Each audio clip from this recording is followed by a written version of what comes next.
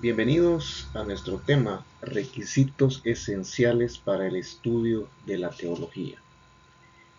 La teología es una ciencia considerada dentro del grupo de las ciencias abstractas.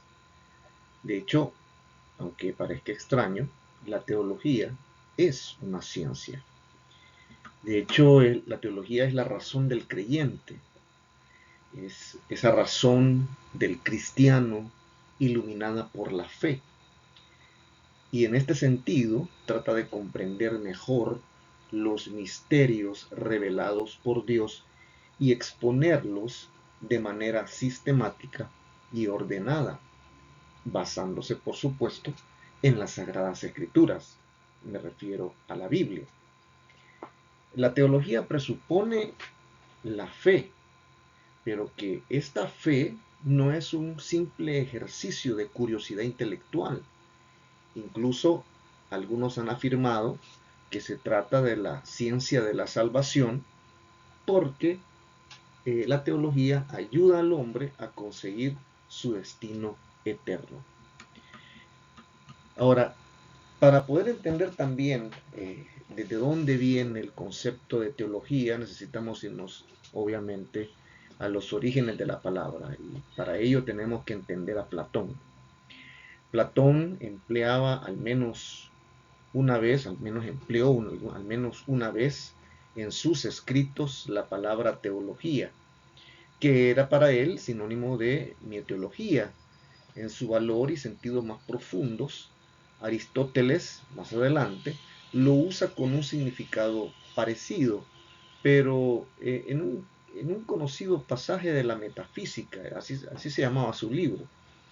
Él hablaba también de la filosofía teórica como algo que era dividido en tres partes. Y esto es algo importante que debemos de tener en cuenta, porque tanto para Platón y luego para Aristóteles, la teología estaba dividida en matemática, física y teología. Estoy hablando de los orígenes del término y del concepto como tal, ¿no? Entonces, para Aristóteles, la teología, él no le llamaba teología, sino que la llamaba metafísica. De hecho, los filósofos estoicos del siglo II a.C.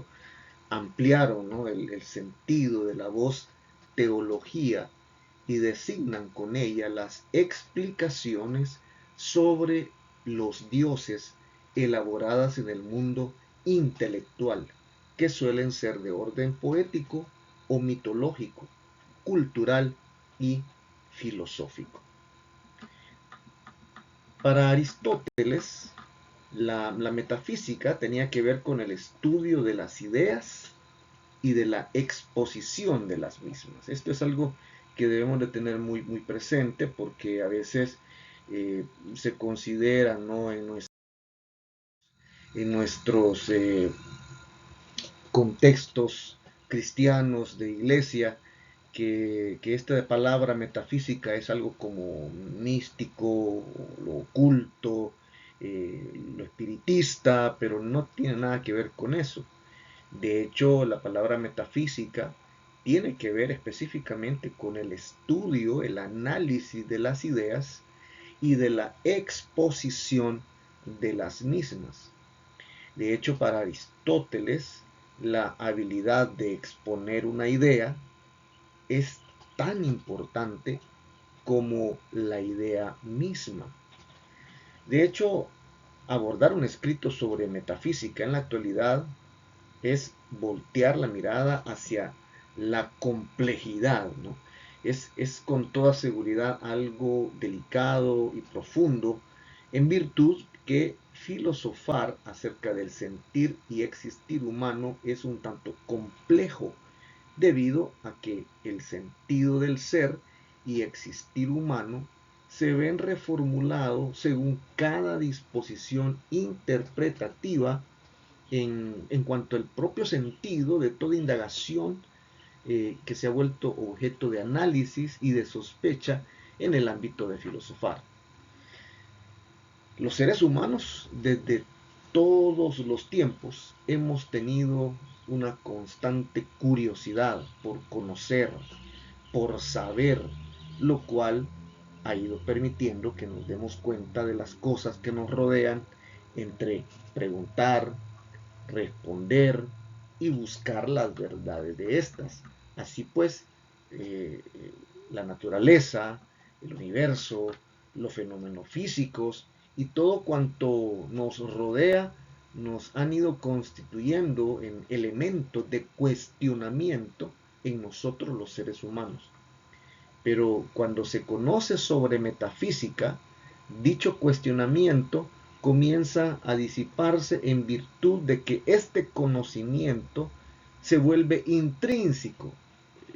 Cuando hablo de intrínseco me refiero a esencial, es decir, pasa del exterior al interior con una profunda reflexión sobre el ser de las cosas propiamente dichas, ya que tanto el sentido del ser como el del existir humano se han vuelto objeto de análisis en el ámbito de la filosofía, entendiéndose como filosofía un alto grado del saber que corresponde al ser humano de manera natural, elemental e intelectual.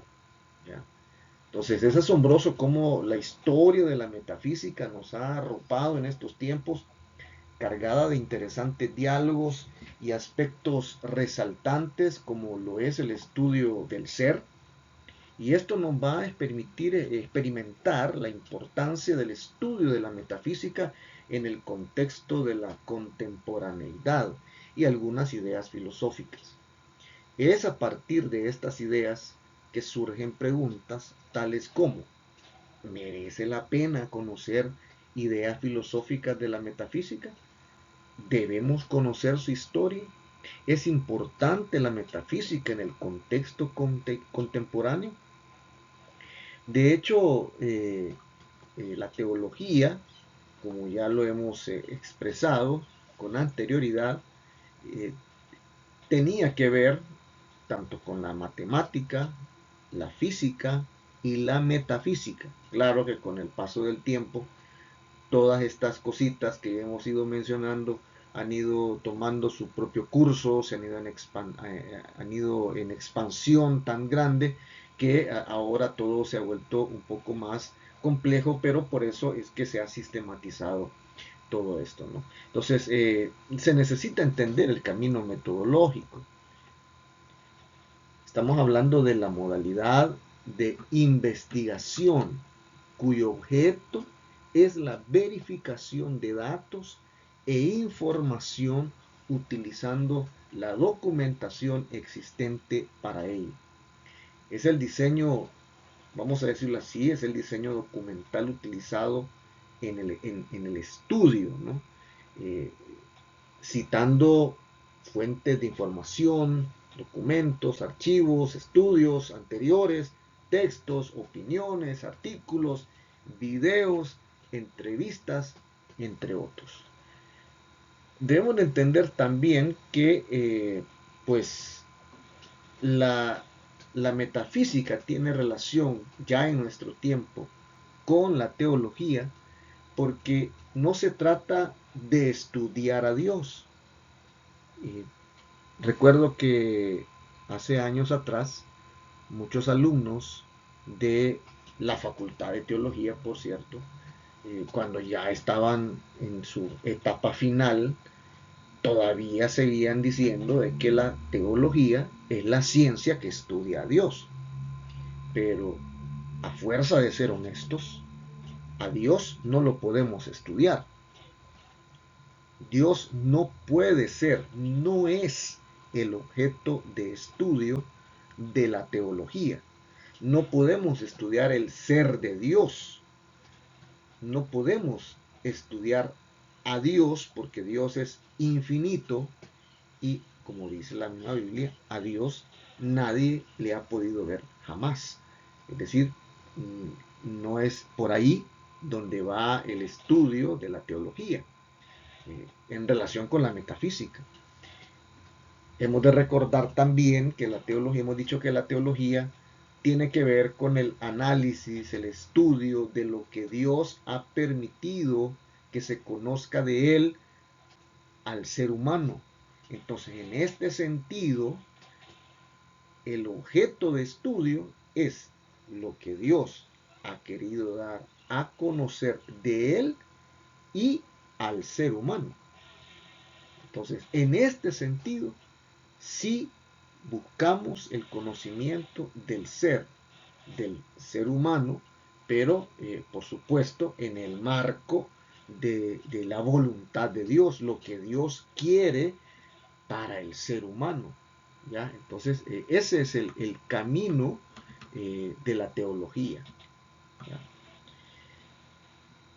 Regresando un poco a la historia, en relación a la metafísica, pues sus máximos representantes definitivamente es Aristóteles. Aristóteles fue un filósofo nacido al norte de antigua Grecia y se le considera, junto a su maestro Platón, como los padres de la filosofía occidental. Dentro de sus obras más importantes se encuentran, por ejemplo, la física, la ética, metafísica, filosofía de la ciencia, entre otras. Estudios, pues, que les llevaron a considerarlos como padres de la lógica y de la biología. Las ideas de Aristóteles, en este caso, han influenciado sobre la historia de la ciencia occidental por casi 2000 años, quizás más, y además han permitido que se considere como el representante por excelencia de la metafísica. En este sentido, vemos que el legado de Aristóteles es inagotable y ha alcanzado pues una influencia notable sobre el pensamiento occidental. ¿Cuán importante entonces es esto de la metafísica en relación con la teología? Esto es algo que vamos a considerar en este momento. Porque si volteamos la mirada hacia la metafísica con el fin de asumir su importancia y su relevancia desde el contexto social y educativo, por ejemplo, vamos a entender que su importancia reside en mantener por siempre la humanidad, su relación con la naturaleza y la divinidad e incorporarla a nuestra propia teoría, pues la metafísica ha influenciado en esta época de una manera profunda a las ciencias sociales, generando las nuevas concepciones antropológicas que explican aún más las teorías acerca del ser humano.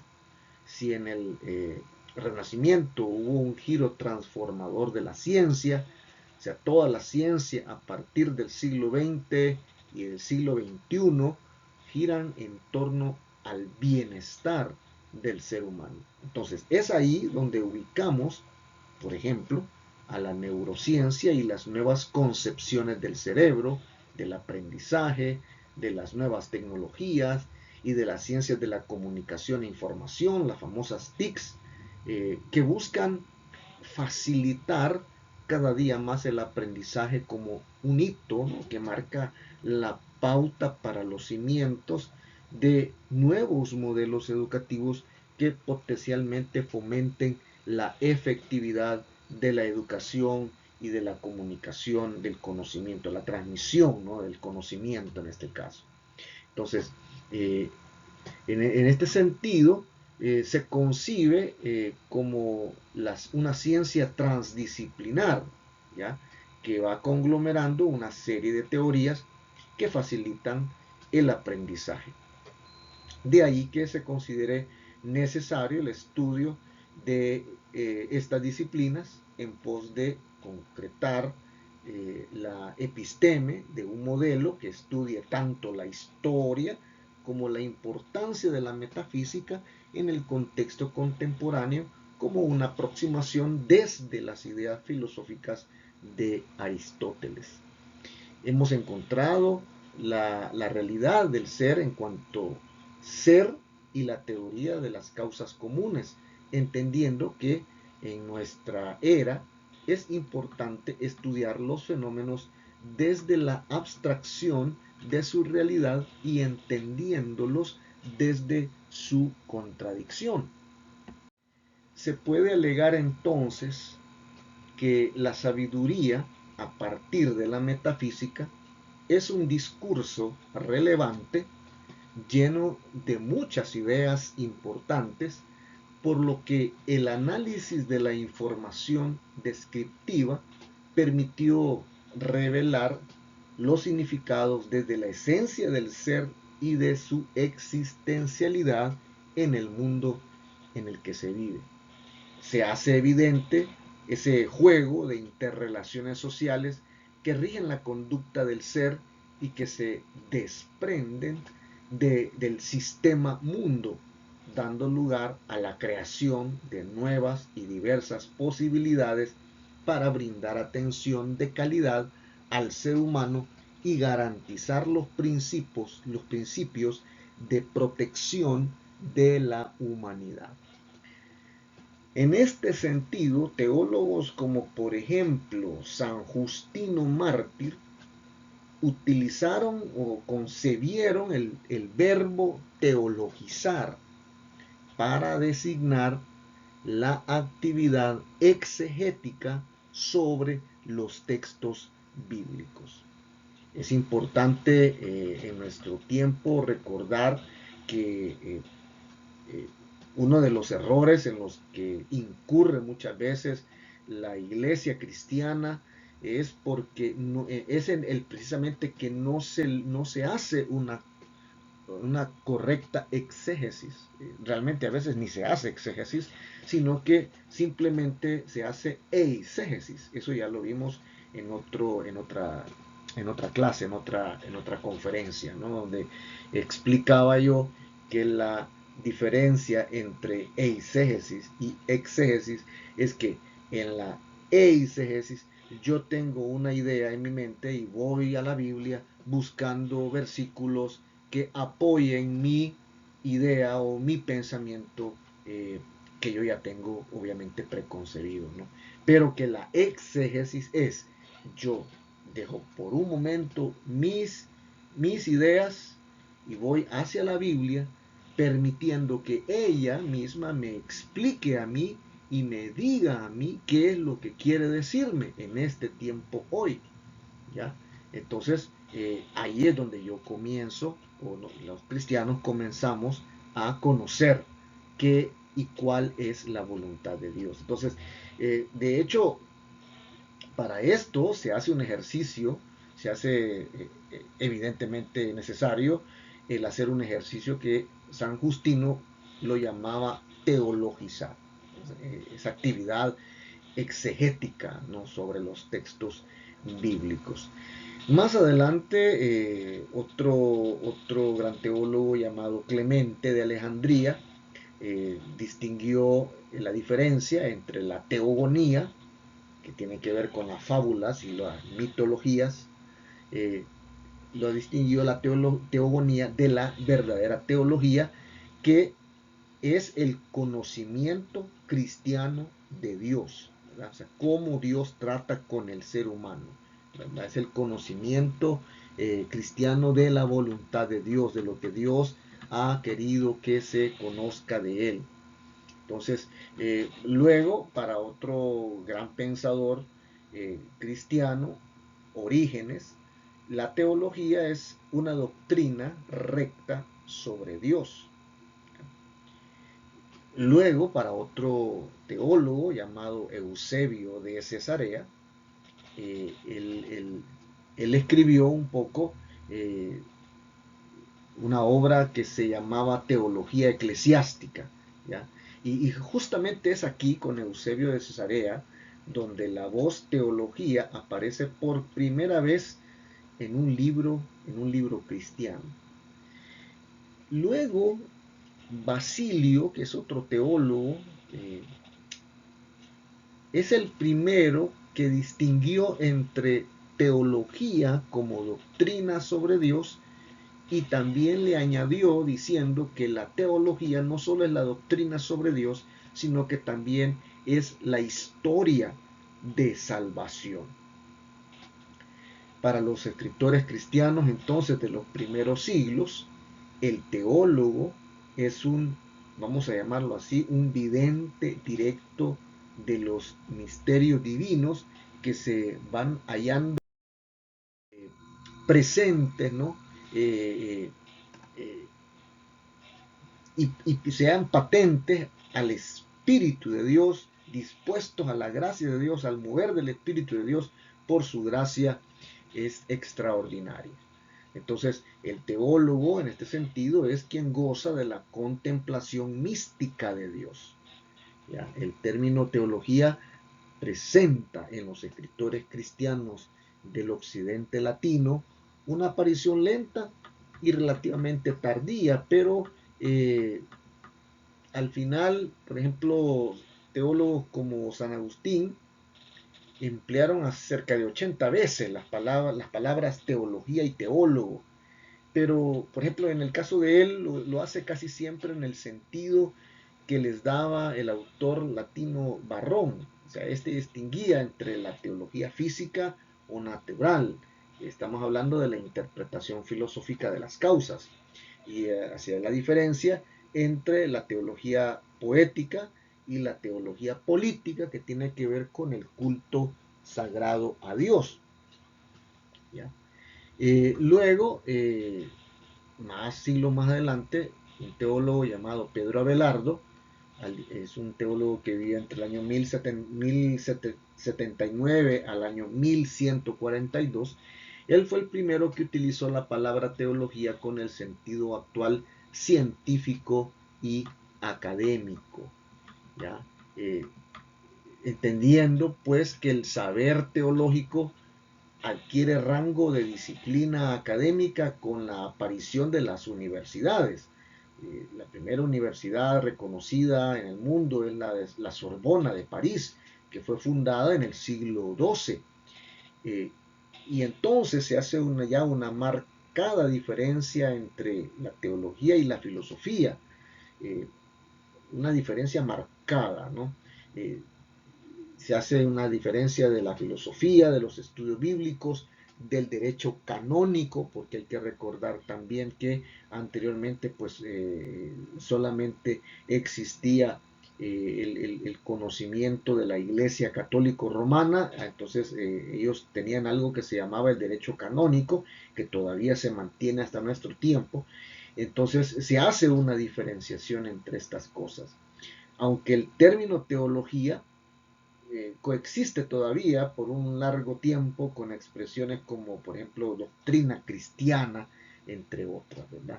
Que creo que es el término que más conocemos y que más manejamos.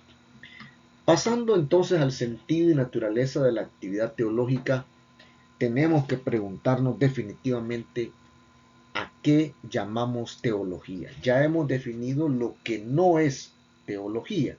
Hemos dicho que teología no es el estudio sobre Dios. Entonces, ahora que conocemos lo que no es teología, entonces surge la obligatoria pregunta: ¿a qué se llama teología? Entonces, llamamos teología a la actividad de los creyentes que tratan de comprender más profundamente la palabra de Dios y de exponerla de manera ordenada y sistemática en base a las Sagradas Escrituras. Quiero que quede bien clara esta definición. ¿Ya? ¿A qué llamamos teología? Mi definición de teología es la actividad de los creyentes en Cristo Jesús que tratan de comprender más profundamente la palabra de Dios y de exponerla de una manera ordenada y sistemática en base a las Sagradas Escrituras mismas. Entonces, en otras palabras, dicho de una manera quizás un poco más sencilla, teología es fe que busca evidencias y razones.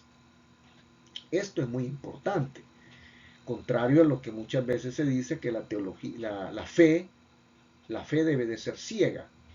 La fe, mis estimados, no debe de ser ciega, porque una fe ciega cree de todo cuanto le dicen. Una fe ciega no investiga, no busca evidencias y no atiende a las razones. Pero la teología es fe que lleva al creyente a buscar evidencias y razonamientos. ¿De dónde toma entonces su materia prima la teología? Bueno, la materia prima es la misma revelación de Dios, la palabra de Dios, la Biblia. A la teología pertenece tanto el creer como el pensar. A veces se hace mucho énfasis en creer, pero muy poco énfasis en el pensar. Sin ambas actividades fundidas en un mismo y único acto del cristianismo, es decir, sin esa fusión entre creencia y pensamiento, no puede haber teología, al menos una teología genuina. Hemos dicho que la teología presupone la fe en Dios, en el Dios vivo, en ese Dios de la Biblia, en el Dios de la revelación, ese Dios de Abraham, de Isaac y de Jacob, y que sobre todo es el Dios y Padre de nuestro Señor Jesucristo. Pero también tenemos que afirmar que la teología se basa en la capacidad de la razón humana para acercarse a los misterios revelados, con el fin no sólo de contemplarlos, sino que también entenderlos, exponerlos con el máximo rigor posible y con el respeto religioso que merecen, por supuesto. No es un saber directamente infundido por Dios en el intelecto humano, sino que procede del esfuerzo laborioso, voluntario de ese intelecto, iluminado por la fe cristiana. Entonces, esto es teología. Entonces surge entonces la pregunta, ¿quién hace teología? Bueno, aunque es una actividad de hombres, ¿ya? Y mujeres creyentes, concretos, la teología no es una empresa meramente individual. Es la iglesia misma quien busca comprender y profundizar mejor su propia fe. La teología debe hacerse, por lo tanto,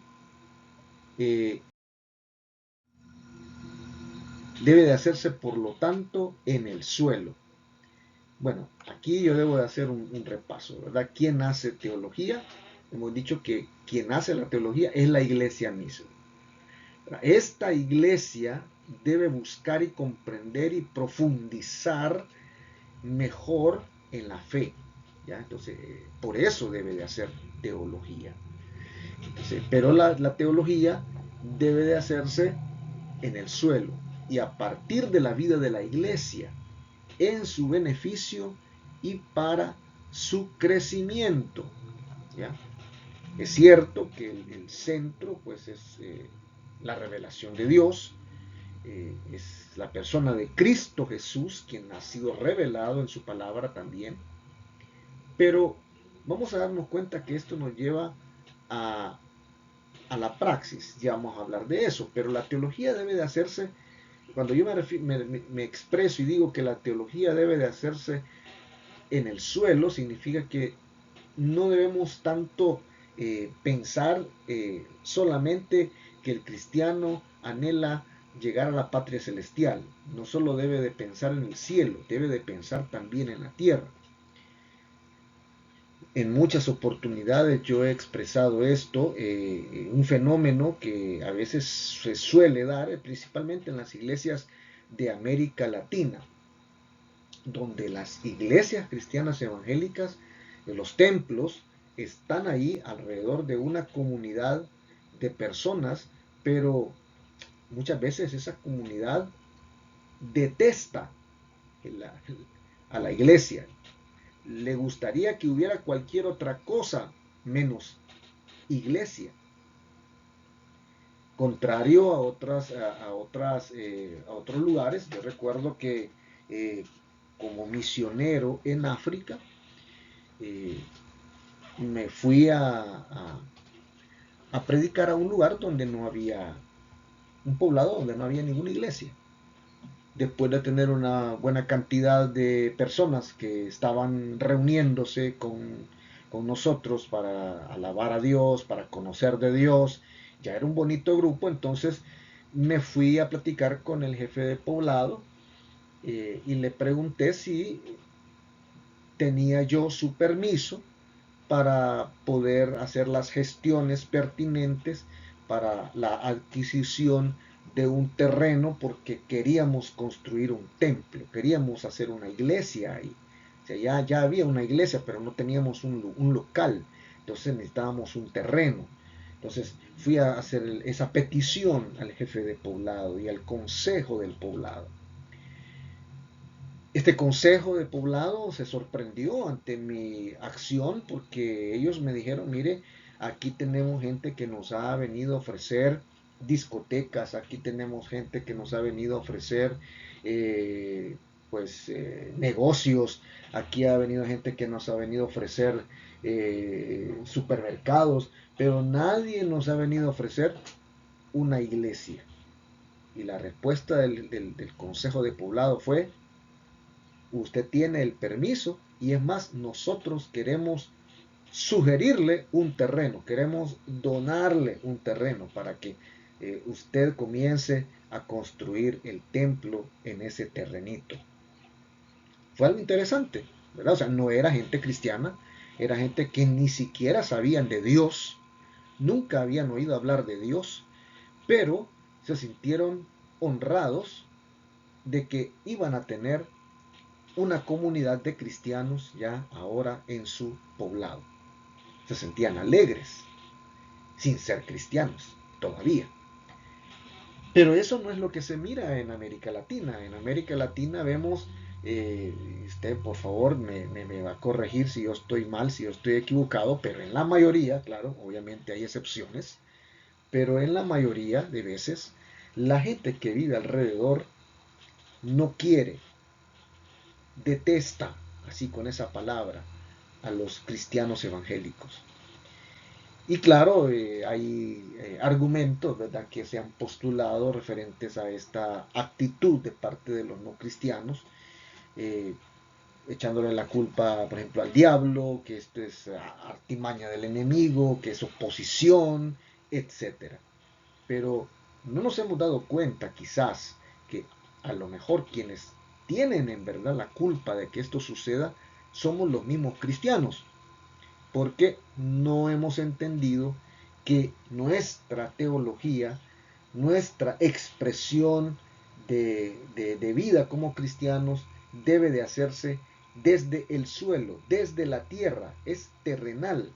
Es decir, la gente de nuestro alrededor debe de sentirse contenta que hay una iglesia ahí, como ya se lo he expresado yo, se lo he testificado de mis experiencias en otras regiones donde la gente se siente contenta y agradecida porque va a haber un templo en ese lugar. Entonces, en este sentido, la culpa a veces la tiene la misma iglesia cristiana porque su teología no se hace desde el suelo, sino que su vida de iglesia es nula, una vida de iglesia encerrada en una burbuja. Eh, Solamente ellos y fuera de ellos no hay nadie más. Pero debemos de entender que la iglesia está asentada en un mundo. Obviamente también hay un sistema mundo al cual la iglesia debe de testificarle, porque todo esto sirve para su beneficio y el mismo crecimiento de la iglesia. Entonces, existe una continuidad entre la teología cristiana y la actividad filosófica y científica. Porque si pienso en serio sobre el mundo, o sea, sobre el sistema mundo que nos rodea, sea llámese este como se llame, esto me debe de llevar a pensar en serio sobre Dios. La teología está entonces en continuidad con esa búsqueda humana de la verdad, bien entendido, sin embargo, que de la teología cristiana van a derivar afirmaciones, contenidos y perspectivas que no solo confirman, sino que también purifican, juzgan críticamente y superan los procesos de pura racionalidad. ¿Ya? Entonces, en este sentido, hay que entender que la Biblia es el objeto de la vida espiritual y la vida intelectual del teólogo. Hay gente que me ha dicho que se piensa, ellos creen que el teólogo es el que menos lee la Biblia, y es todo lo contrario. O sea, la Biblia es el objeto de la vida espiritual y de la vida intelectual del teólogo. ¿Ya?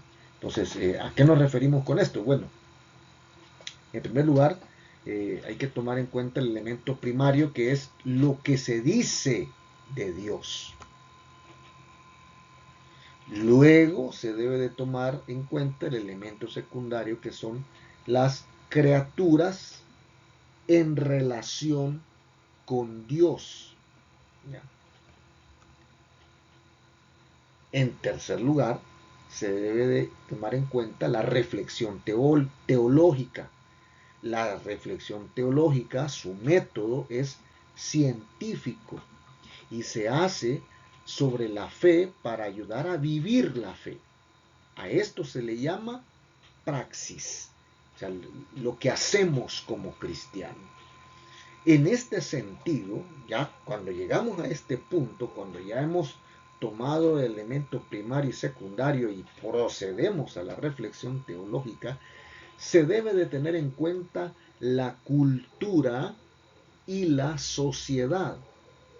Y en este sentido, eh, lo que estamos analizando, lo que estamos estudiando, lo que estamos leyendo de la Biblia, debe de ayudarnos a responder problemas sociales concretos. Ahí está la dificultad, porque lo que se suele hacer es evadir los problemas, eh, se mantiene entretenido al público, si me permiten esa expresión, público entre comillas, ¿verdad? Eh, pero no se llegan a acciones concretas.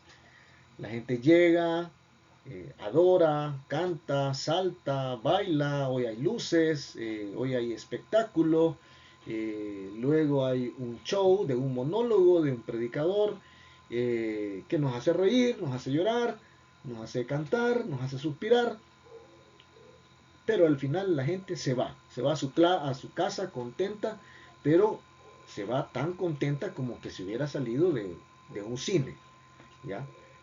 Pero no hay una praxis, o sea, no hay algo que ellos deben de hacer afuera del templo, afuera de la iglesia. Entonces, en este sentido, la reflexión teológica responde a problemas sociales concretos. Nos debe de llevar a la praxis, a vivir la fe en la sociedad en la cual vivimos, en la cultura en la cual nosotros estamos inmersos. Esto implica que el conocimiento está fundamentalmente referido a la praxis cristiana. En consecuencia, se debe privilegiar la praxis en la reflexión teológica. De hecho, hay un teólogo, quiero citar a un teólogo brasileño, él se llama Leonardo Boff. Él acuñó una expresión. Él dijo, no es la verdad que se piensa la que salva, sino la verdad que se hace y se verifica en la praxis. Entonces, sí, yo creo en Dios, pero no solo debo de quedarme creyendo o diciendo que creo en Dios, porque si yo digo que creo en Dios, pero esa fe no me lleva a vivir mi vida como cristiano en la sociedad, en mi cultura, a impactar a mi familia, entonces no soy cristiano. Simple y sencillamente, no se puede verificar en la praxis cristiana. Entonces, ¿cuál es el desafío?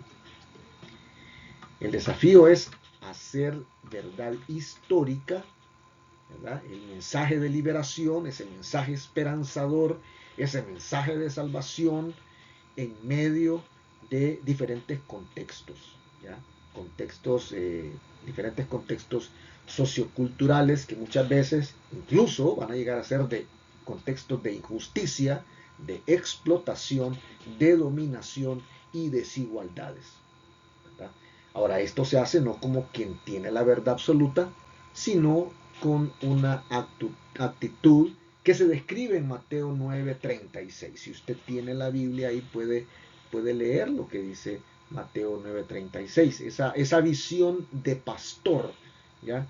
Cuando Jesús dice que él vio a las multitudes, las vio desamparadas y dispersas como ovejas que no tienen pastor. Esa es la actitud. Hacia eso nos lleva este desafío. Entonces los requisitos esenciales para el estudio de la teología definitivamente tienen que ser analizar los datos históricos y sociales, comprender el sentido teológico, juzgar y reflexionar críticamente a la luz de los principios del reino de Dios mostrados en la Biblia, ¿ya? En este sentido debemos de conocer bien los principios eternos del reino de Dios, cuál es la doctrina apostólica, ¿ya? En qué creemos, en otras palabras, y discernimiento, ¿ya? En este sentido, el discernimiento debe de llevarnos a conocer qué es práctico y qué no lo es, qué es lo que es ética y moralmente correcto en la sociedad. Eh, entonces, esto es hacia donde nos debe de llevar la teología, romper con las ideologizaciones que van a limitar, que van a amarrar la praxis cristiana solo al ámbito privado. Y es que mucho del quehacer cristiano solamente se, se limita, se resume al ámbito privado, nada más. Pero necesitamos impactar las diferentes áreas de este mundo.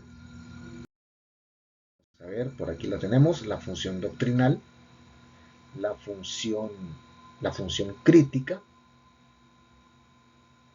y la función doxológica. Pero yo le hago ahora a usted la pregunta, ¿qué otras funciones añadiría usted a la teología? Déjenmelo saber en sus comentarios o escríbame. Pero antes de finalizar, creo que puedo sacar unas 2 o 3 conclusiones de todo esto que hemos hablado. En primer lugar, la actividad teológica es fides querens, intelectum, es decir, fe que busca entender.